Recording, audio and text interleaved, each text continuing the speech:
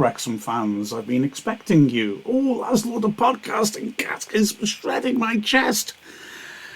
That's how you start a new season, isn't it? Hello there, I'm Mark Griffiths from Wrexham AFC with Laszlo the podcasting cat on my shoulder like a parrot trying to escape. And this is the first Ask Wrexham of the new season, the podcast, of course, when you can get in touch and ask us whatever questions you want to about Wrexham, about general footy, the town, anything you fancy, we're up for it. Aren't we, Laszlo? Yeah. He seems to have decided that hanging on my shoulder with his head down my back is the go-to position for podcasting. No, he hasn't. Oh boy, he's going to jump and it's going to hurt me and him equally. Oh no, he's going round the back. This is brilliant catrobatics to start off the season. If you're listening to this, I think you need to watch the first minute of it. There you go. It's done. He's perforated me all over, but fair enough. Okay, let's get cracking with the first question. Laszlo, you actually mentioned in one of the questions, but here's our first one. Will the dulcet tones, dulcet, of Mark Griffiths and the other Booth superheroes be heard throughout the video feed this season? If not, is it possible to sync up both feeds simultaneously because you all bring the I can't read goosebumps every time out? Sorry about that. And there's a lovely Photoshop there of Che, Neil and I in our superhero guise, Captain Whitchurch there, of course. Well, we will not be on the video feed, and as I've often said, the reason for that is quite plain. I don't think it's appropriate. So our audio commentary is different from the video commentary. The intentions are different. You know, an audio commentary needs to describe, whereas a video commentary doesn't need to describe at all. And so for that reason, no, we're very much an audio commentary team. Is it possible to sync them? Yes, absolutely. Lots of people did that last season as well. So, yeah, I don't see any issue with that. And yes, we are commentating beginning with the old Milton Keynes game. Don't you worry about that. Okay, let's get on to the next one. Jared Phelan asks, what are our realistic targets for this season in all competitions? Well, Jared, good question. The league, promotion, preferably automatically. If not, I think certainly it'd be a disappointment if we're not in the playoffs. I mean, we've got to be realistic about this. We are going up a division. Opposition will be more high quality. But having said that, we were far too good for the National League last year, as were Notts County. So you would really expect us to be right up there. So in the league, if we're not seriously in promotion contention, I think that would be considered a bit of a disappointment, in all honesty. As for the cups, I mean, who knows? Who knows? It's nice to be back in the League Cup, and we've immediately got a home game against a higher division side. Now, we've certainly got a chance in that. Although after coming back from the States, it may well be that Phil Parkinson decides to rotate, like against Sheffield United. If you recall, we're playing a higher division side, and he rotated the team. I wouldn't be surprised to see that happen. Parkinson's got a phenomenal record, of course, in cup competitions, so he knows how to get through the rounds. It'd be nice to have a little run in that. Or, of course, the FA Cup. And the lovely thing about the FA Cup is we skip the preliminary round. So we enter the competition a round later. So that's fantastic. So, yeah, I mean, Wrexham has a marvellous heritage in that. But clubs don't budget for the cups. But clubs will budget to go out in the first round of the cups so that any extra money brought in by the cups is, a bonus. And that's a good way, in a way, to look at cup competitions. I've seen very good Wrexham sides who have totally failed in the cups and been successful in a league. I've seen very poor Wrexham sides who've managed to squeak their way through rounds of a cup competition. So the cups are a bit of a lottery. Now, the Papa John's competition is a competition only for League One and League Two teams. So if our supposition that Wrexham are a side going for promotion is correct, we ought to be, well, okay, if you look at league status, sort of halfway up the best teams in that competition. In reality, of course, teams at the bottom end of League One will not be as good as the teams at the top end of League Two. That's just the way it works. So I would have thought if we take it seriously, that would be an interesting one to look at. The under-21 teams that we are put into this from the big clubs, we've got Newcastle, of course, don't really tend to do that well in it. The group system will probably help us, I think, especially having 2 home games out of the 3. But on the other hand, there's no doubt, I think, that in that competition we will field our squad members. So we've certainly got an opportunity to do so. The famous LDV Vans victory in 2005 with Ben Foster in goal, Wrexham's first trophy outside of the jurisdiction of the League of Wales. That is the same competition, just with a different sponsor's name. So we do have previous in it. In fact, yeah, pretty tasty previous, eh? But who knows? I think how the season pans out will determine that as well. I think sometimes priorities are clearer once you can see exactly how well we're doing in different competitions. Now then, Chris Johnson. After the new stand is built, how much more capacity could we realistically increase the racecourse to by developing, if possible, the other 3 stands? And if we do make it to the Premier League, would we have a ground fit for purpose, or would it be another Luton? Right, now, I'm no architect, but, I mean, if you look around the ground, there's not really much scope to develop, is there? Certainly not on the sides of the pitch. I mean, the student flats, something we talked about at the end of last season, rather limit our chances of developing the Wrexham Lager stand backwards, don't they? If they weren't there, maybe things would be a bit different. Laszlo, don't stand on the keyboard. The other side, likewise, the Mullin Road stand. I mean, it goes straight onto the road. You know, both those stands, okay, we could knock down and start again. That'd be a very expensive way to address that issue. And I'm not sure you would be able to get many more real spaces there than you do now. Maybe you could, I suppose, get a double-decker stand in, but I don't think that would make a huge difference. Behind the other goal, the tech end, I wonder. There's certainly space behind it with that car park. Obviously, we don't own that car park, so we'd have to negotiate, wouldn't we, with Glyndŵr? And, money talks. If we offer enough, we'll get that. But they probably won't go easy on us with that either, because they'll know we're desperate for it. So you could make a bigger stand, couldn't you? You could make a sort of cop, the new cop style stand at the other end as well. But I don't think there's a huge amount of wriggle room, really. Having said that, the idea of us being another Luton, if we went up high enough, I don't want to talk about that just yet, but let's just hypothetically talk about this. Well, we've got a bigger capacity with the new stand in than Bournemouth has, and it's all seated. So I don't think there'd be too many issues from that perspective.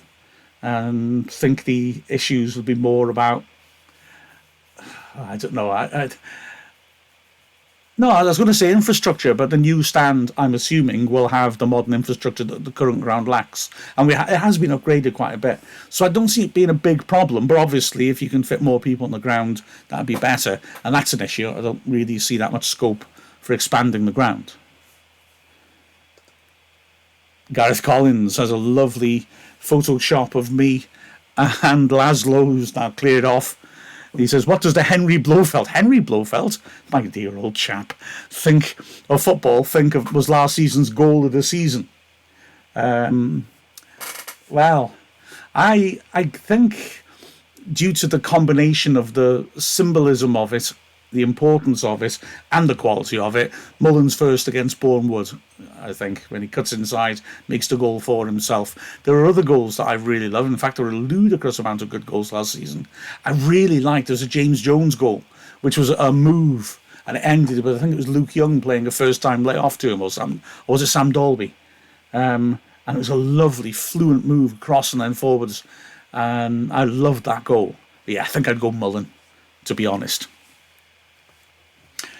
South Wales Reds has Mullin's injury scuppered his chances of a Wales cap against Gibraltar. Well, it means that, frankly, how bad's his injury? We don't know for sure.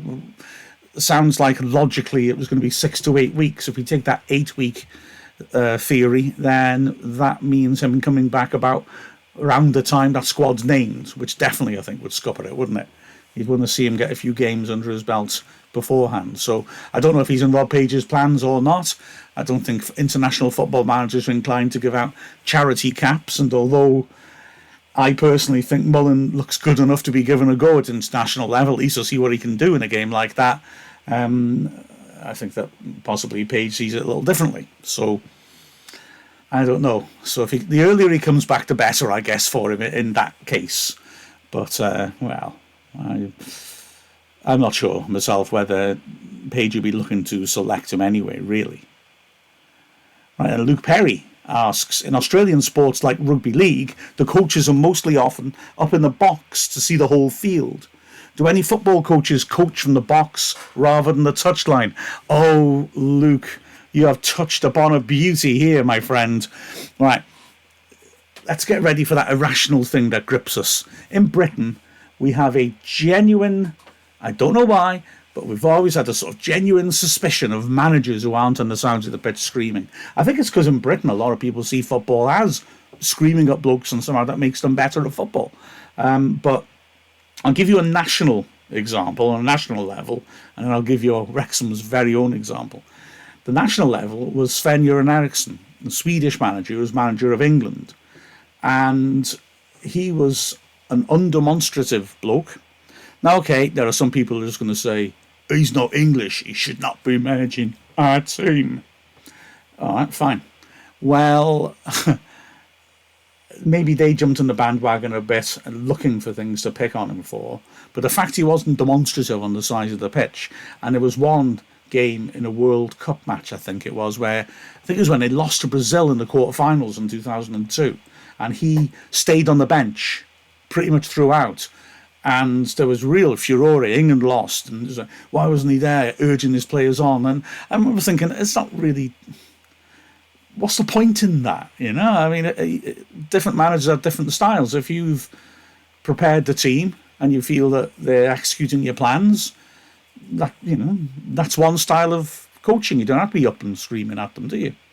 Now, that's a minority view, frankly, in Britain. I think most people like to see the coaches shouting and screaming as if somehow that makes a difference. However, Wrexham have our own example. Okay, Eriksson was generally on the bench, but Wrexham, Brian Flynn, who was manager for Wrexham much longer than anybody else has ever been, from the late 80s through to the early 2000s. Now, the picture I'm showing in the video feed illustrates this nicely. Flynn liked to sit in the director's box. He used to sit the row in front of me, but further along to the right. I always found it a bit weird. I think I was just out of earshot, so I was able to say what I wanted to say. But the thing is that Flynn, that was a very unpopular thing he did amongst Wrexham fans. I never understood it. I mean, let me talk you through the logic of this. Flynn was manager. He had an assistant manager, Kevin Reeves, who was, like Flynn, an experienced international footballer, played most of his career at the top level in what was then Division 1. And he was on the bench. So Flynn trusted Reeves. There were times when there was communication as well, and Flynn felt that he could see the game better from up there, which I totally agree with, and could spot things that people down on the pitch side couldn't spot, and then he could come in and use that information at half-time and at full-time. And he would get messaged down to the bench if he felt it were necessary. Now, I can see no problem in that. As far as I can see, that's good, isn't it? But, like I said, British football fans want to get their money's worth out of the managers. They want to see them standing on the side of the pitch, waving their arms and shouting. And it was very unpopular, really unpopular with Wrexham fans. Now I'd say it's a bit more common to do that. And, well, last season, some games, we had Dave Jones up with us in the commentary box when there was enough space so that he could watch the game from higher up, so he could feed back at half-time. So, you know, I mean, I think it's a logical thing to do. But, well, poor old Brian, he got it in the neck for sitting up there. Now, next question from Dale Webb. Of the new shirts, which is your favourite?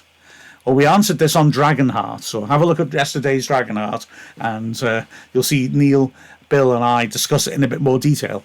But basically, Neil plumped for the red shirt, I think he just generally likes the red shirt that represents Wrexham. Bill went for the black shirt. He likes the look of it and also the idea of the coal mining heritage with the purple flashes on it, which make it sort of look like a coal glinting in the sun. And I actually, and it wasn't planned beforehand, but I made a case for the second shirt, the white one. I've heard most people feeling a bit negative about that. Can't think why. It's a really nice, clean-looking shirt. I like it. So, we were pretty split. Now, we were intending initially to have Che who is, of course, the fashion expert of the team, to be doing a review of the shirts. So hopefully in the MK Dons match, we'll be able to get him to cast the final vote and say which shirt actually is the best one. Eric Dracon says, so to all my friends across the pond in Wales, after all the friendlies here and water breaks during games, and coming to Florida where it's hot 9 months out of 12, how hot does it get in Wales temperature wise and humidity wise? Right, now then, generally this is not an issue in Britain. In the summer we'll get heat waves and the whole country will go nuts and get overexcited about it and overreact to it. And, well, yeah, for reasons that I think go beyond this podcast, those seem to be getting more prevalent as time's going on. So there usually be a point in the summer or two where you might get up to, around 30 degrees, something like that. What's that in other currency? 90s, is it? You occasionally get it going up to 100. That's unusual, though. So water breaks in Britain are pretty rare, in all honesty. They're happening a little more regularly, but you usually get one heat wave in the summer. That's about it. Humidity, I would say humidity, once it's sunny in Britain, I would say humidity is not that much of an issue, usually. It tends to be a sort of dry sun, if you want. It's warm for a bit, and then it all gets back to being wet again, and then it goes dull. So I'd say humidity is not as much of an issue at all. I always remember my first time flying to Asia, stepping off the steps of the plane, and thinking, coming out in front of the engine, which is still running, and, that it makes it feel so warm, and then realise when I got to the bottom of the steps, oh no, it's not the engines, it's the humidity. We don't get that in Britain, not that sort of level of really sort of sapping humidity, I would say. So you might get water breaks. So I've seen games played in terrific heat. I remember the game very clearly. Gosh, what would that be? I want to say 2014, where I could be wrong, could be 13. It might well be 13. Start of the season. We went to Webb's fleet, and it was horrible because Mark Crichton, who was a superb centre-back for us, got a freak injury which essentially finished his career. You've seen him, I'm sure, if you're not aware of Mark Crichton, from the punditry that he does. He's done commentaries on some of the matches on Wrexham streaming, and he does some media. He's good. Good bloke. But he just landed on awkwardly, and his knee ligaments went, and he was never able to recover. It was horrible. But that day was swelteringly hot, unbelievably hot, really was. And that was as bad as I've seen in Britain. I always remember we interviewed Morel. Morel was the manager then. I think he's playing as well. But anyway, regardless, he did the post-match press conference topless. It's the only time I've seen that ever, because it was so hot. He was just sweating. And all the players were coming out at the back of the stand topless because it was just so hot. And that was a real freak one, that. Last season's pre-season, we played Nantwich in a pre-season match, which I mentioned recently, because Jason Jones was non-stop in that game, even though it was swelteringly hot. Not as hot as Eversleet, though. I think that's the hottest game I've seen Wrexham certainly involved in. And it was a real warm one, but that sort of thing's rare. You don't see it very often. I maybe would argue that last season we dropped 2 points at Yeovil because we played in very hot conditions. That was very, very warm and seemed a sluggish game. And it sort of pulled our pace down to theirs, perhaps. Now then, Dave Chilcott asks, not doubting the finishing ability of numbers 16, 18 or 27, that's Dolby, Palmer and Waters, but can't see them replacing Mullin's ability to disrupt defences. Actually, it's not. It's big start 27, isn't it? Sorry. With him being out maybe as long as a quarter of the season, how much does that impact the team? And is that enough to force Parky to a deal? Well, I think Parkinson's been pretty open in saying that it is enough to force him into a deal, and he has been looking around to look for players.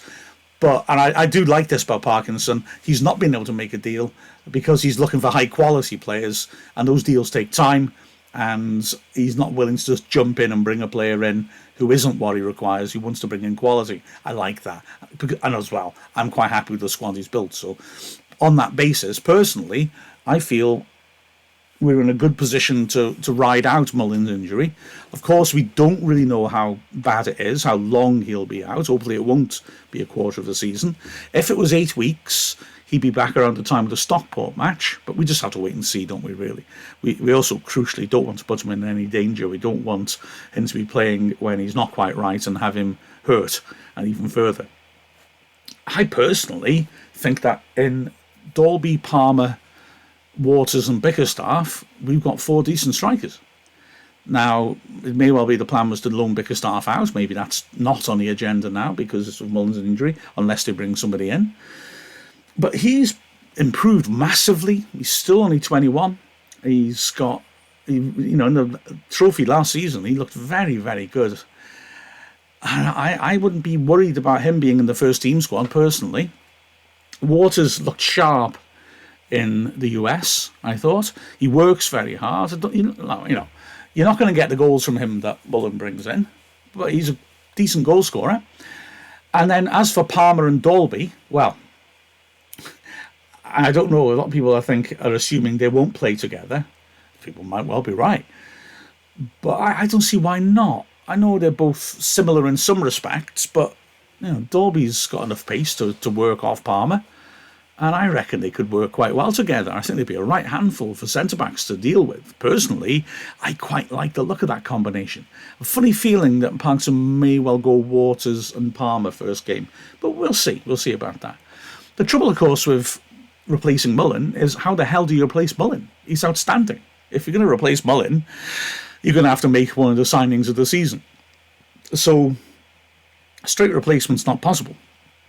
Likewise, if you're going to bring in a player like that, they're going to be coming in on terms that mean they must be first choice when Mullin's fit again. So it's going to be someone who can play with Mullin. So, yeah, I think a direct replacement's impossible. A drop-off in quality in that regard is inevitable, simply because Mullin is phenomenal.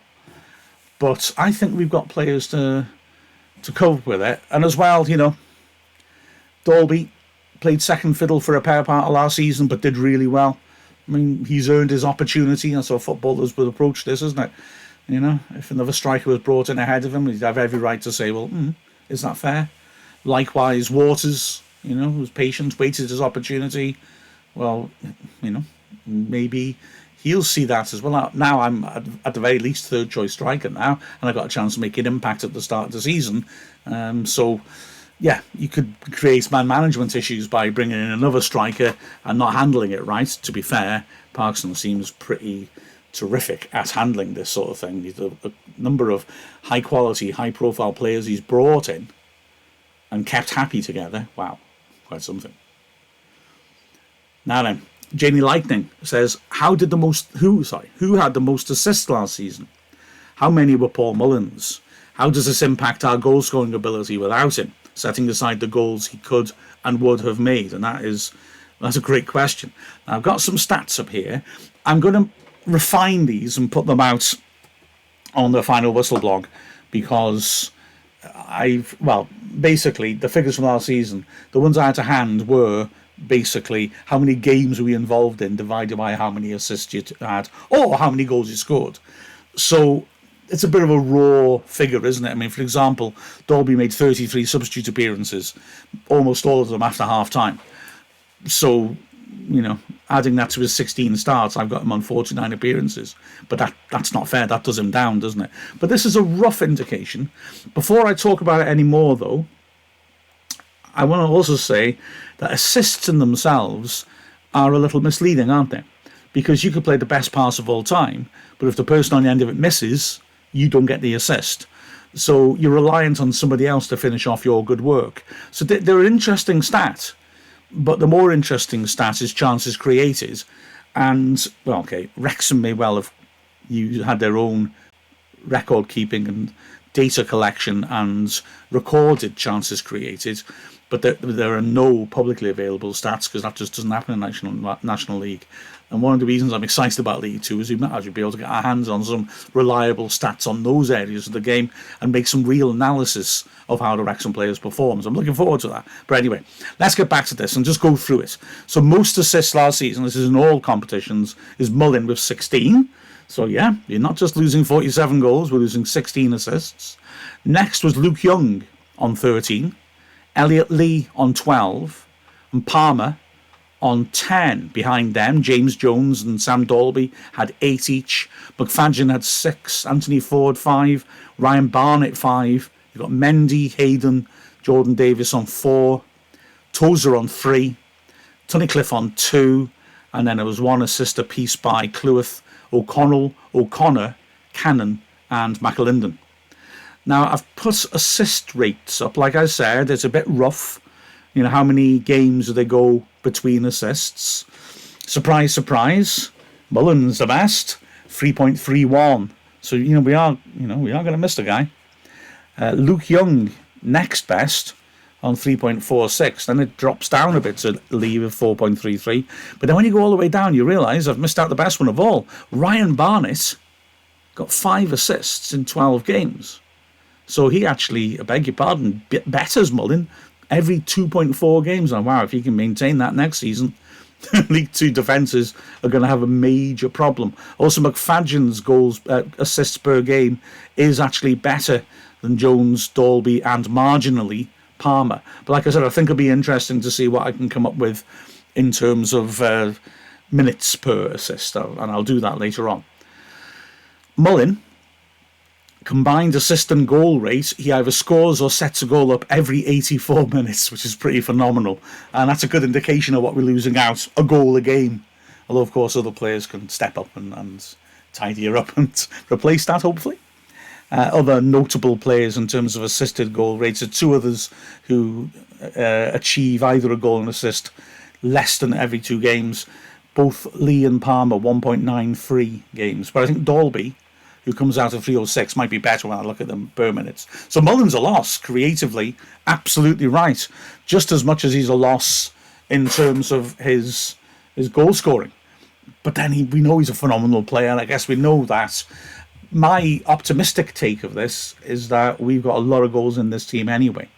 Our midfield is scoring goals, and our defenders are dangerous from set pieces. So there's a lot of goals in that side even without Mullin. Although, obviously, I'm quite keen to see him back. Now then, the next one is going to get an apology. There's 2 questions coming up that are going to get apologies and promises. Neil asks, who has the Wrexham record for scoring the most own goals? I've been looking into this. It'll take me a bit more time. I'm sorry, Neil, but I promise I will get back to you and I will give you the answer to that one. There's a few names come into my mind, but we'll wait on. I will say that we did have the guy who used to have the record for the most own goals scored in the Premier League, which was Frank Sinclair. He and Jamie Carragher sort of dominated that statistic. He played for us at the end of his career under Dean Saunders. I'm trying to remember if he actually scored any for us, though. Can't recall. I can recall a game or 2 where we scored 2 own goals in the same game. They were great. But anyway, let's move on. Although there is another one like that to come. Jarvis, are we all rib and lung experts now? When do you think we'll see Super Paul Mullin back?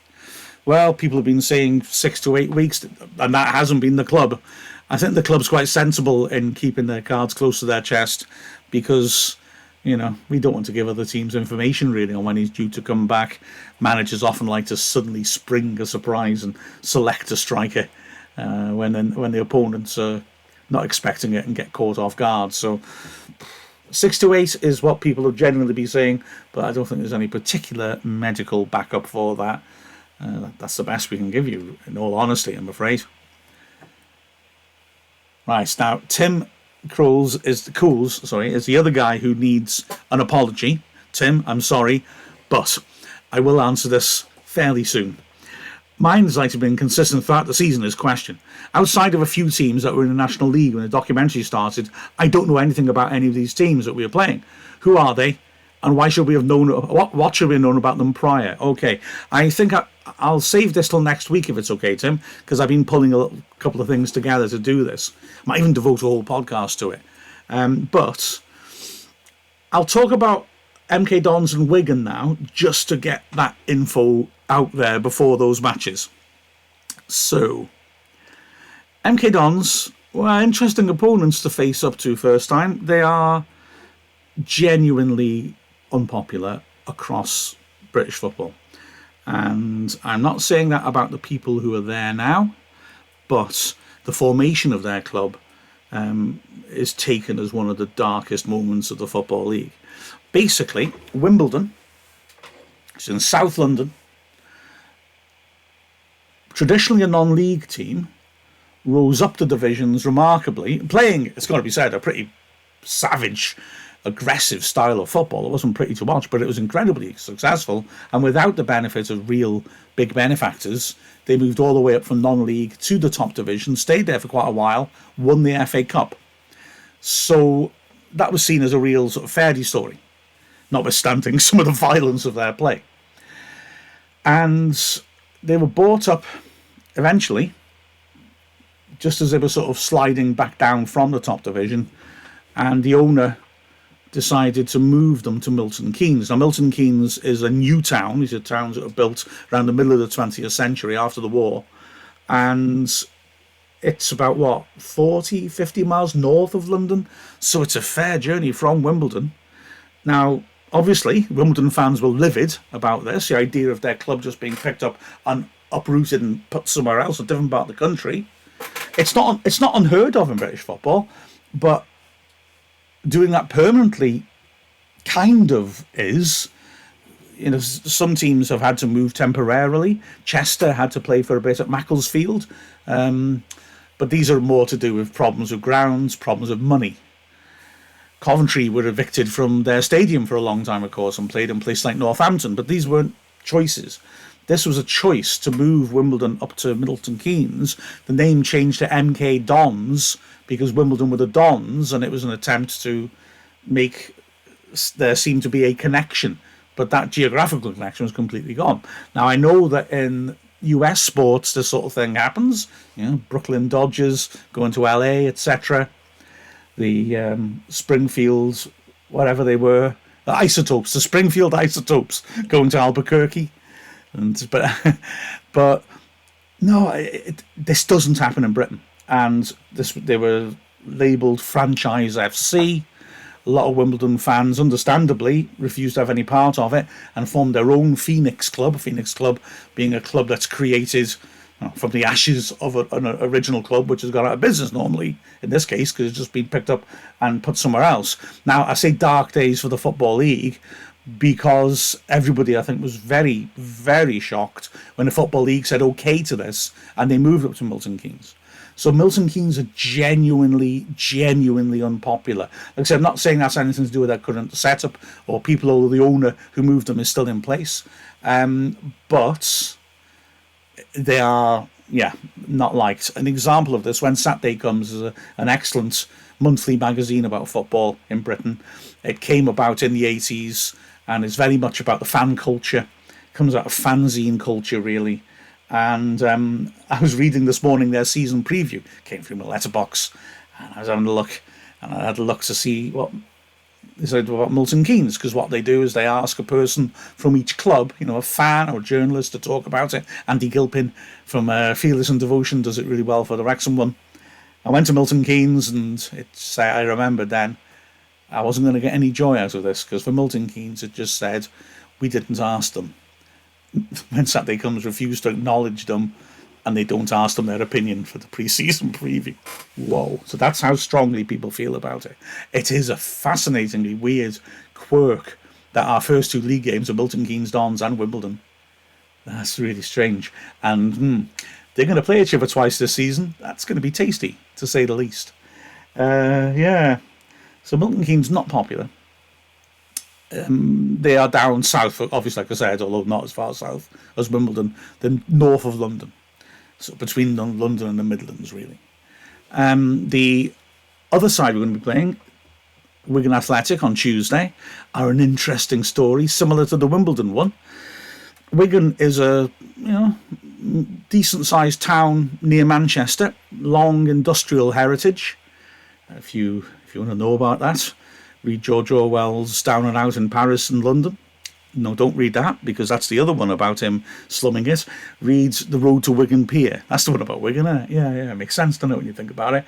Where Orwell, like he does in Down and Out in Paris and London, basically lives a working class life during the Depression in order to see what it is like.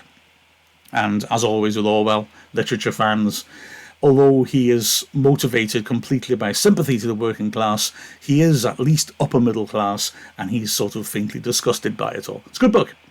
Anyway, although down out in Paris and London, it's a rollicking read. It's great fun, especially the bit in Paris with the anarchist chef who always spits in the rich people's soup before sending it up.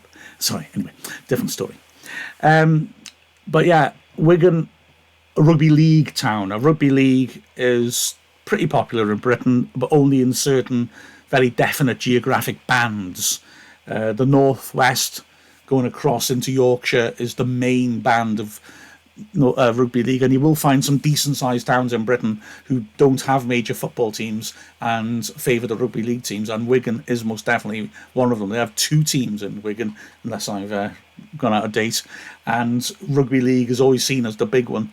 Wigan Athletic, traditionally the football team, were a non-league team, and then in the, I want to say, 80s, they came up into the Football League. For quite a while, they were down in the bottom 2 divisions, as moseying around and not doing that much. But then, a benefactor came along, a genuine benefactor this time, not one of these dodgy characters who throws money in there once more back.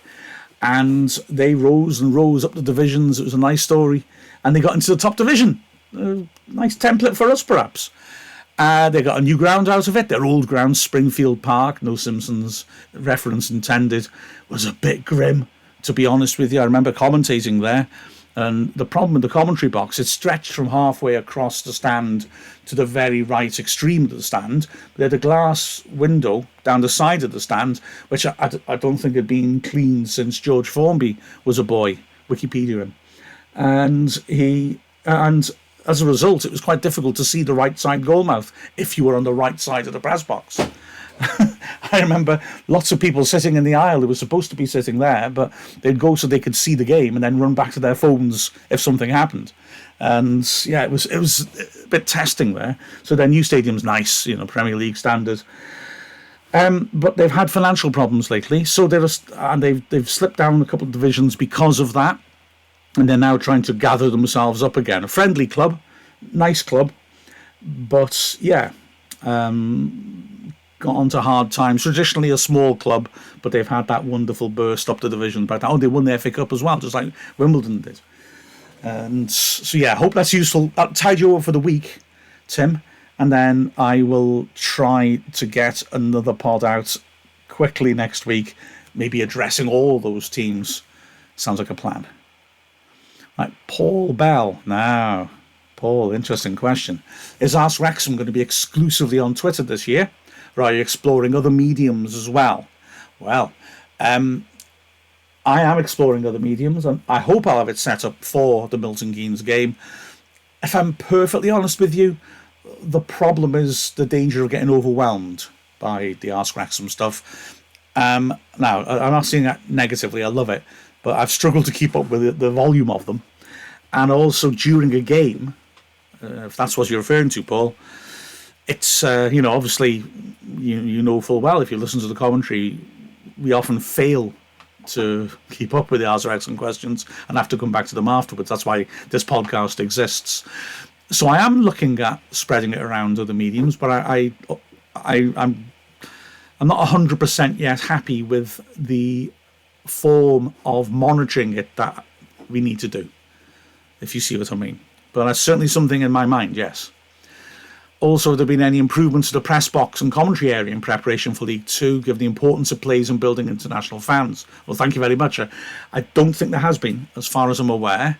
There will be a slightly different setup for us, out of necessity, but it's nothing for you to bother about, really, and it's not really a material change in how we'll be doing things. So I think the answer is not really. I should talk about the whole Wrexham Player thing as well, because I know a lot of people are a bit unsure about how to access the commentary. Now, the club, because we're part of Wrexham Player, and part, therefore, of the EFL's iFollow platform, I mean, the club will make a lot of money out of that, and it's a no-brainer to be part of it. But we therefore have to comply with the packages that the EFL offer. So my understanding is that if you're in Britain, you can buy a one-match audio pass or a season audio pass. But if you are an international fan, you would have to get the match streaming pass in order to listen to the commentary as well. It's all bundled into one, which I guess is because in general clubs don't tend to have a commentary that's sort of leading interest as such. So, like I said, in the club's hands pretty tied on that, really. We're in the EFL on their platform. We have to follow their rules. So, yeah, if that clears it up at all, I've got to be honest, I feel bad. I've had an awful lot of tweets asking me. I've not answered them because I've not been fully sure of everything, but I've asked around a little bit, and that's my understanding of it. Wow. Beer. If only one of the Arse Wrexham commentary team had to fill in for an injured Wrexham player, who would it be in what position? And Cryptic said, easy, bring Mark Griffiths out of goalkeeping retirement. Cryptic, I love you. You're so kind. Those days are gone. I'm morbidly obese. And let's be frank, I'm doing this properly, So I'm in no state to come back. I sort of decided about 2 years ago to stop because I was still playing in like charity matches in school and things like that. But yeah, I got to the point now where my Achilles tendons are absolutely shredded to pieces. So I think that's a no-go. I was fortunate to play at a decent level. Fortunate being the key word. I think I was just in the right place at the right time. I did play Wrexham schoolboys, Wales schoolboys, and leagues in Liverpool for a little bit. Yeah, but I think I can still shout like a goalkeeper. I'm good at that. I'm good at bossing people around from the edge of the box. But then when the other side get the ball, yeah, I'm not as much use as I used to be. As for the other three, I've only seen one of them play. And I saw him play on the racecourse pitch in a staff match. There's people who work at the racecourse. Che, I reckon's a decent defensive player. So I think he's your man. If we lose... a sort of centre-back or full-back or defensive midfielder, stick Che in there, we'll be laughing. I promise you. And Jason, well, final question, important question, as he says, considering the team's international friendly tours of the US this summer, will we be seeing or hearing some American pie tastings at the half for 23-24? An American pie tasting? I hope you're not referring to the film. Eek. JD Lightning follows up. How common are sweet pies like berry, fruit and squash, and do you have a favourite? Okay, let's talk pie, everybody. I think it's important that we do so. Well, you see, yes, we went to the States, but no one's brought me a pie back. So I'm afraid that our offerings are likely to be similar to what they were before. I better go to the shop, don't I, in the morning? Buy something pastry covered. So I don't know if that'll have an impact. Now then, sweet pies. Sweet pie of mine. Yeah, we have sweet pies, absolutely. But in Britain, I would say that generally when you say pie, you are making people think of a savoury pie. Generally. Don't get me wrong, we'd call them a pie or a tart. And yeah, they're popular. Well, certainly berries and fruit pies are. But I wouldn't say squash pies are. And pumpkin pie is a fairly alien idea to British people. Not totally. But it's not a common thing to find. I like pumpkin pie very much, and it's very nice, but I think most people won't have had it. So maybe that's what we should campaign for this season. What's the point in starting a cult if you're not able to change the world, or at the very least, damage a lot of people's minds? Let's make pumpkin pies a priority this season, not least for its alliterative, plosive effects and potential. Right, well, pies and football. We've covered it all. Fantastic. It's lovely chatting to you again, guys. Back next week with another Ask Wrexham, in which I'll look at Tim's question in more detail. But until then, muchachos, enjoy the game on Saturday, however you do it. Come on, the Reds. Oh, I'm Mark Griffiths from Wrexham AFC. There, I fulfilled my contractual obligation to myself to say that at the end, because it feels so good. Adios.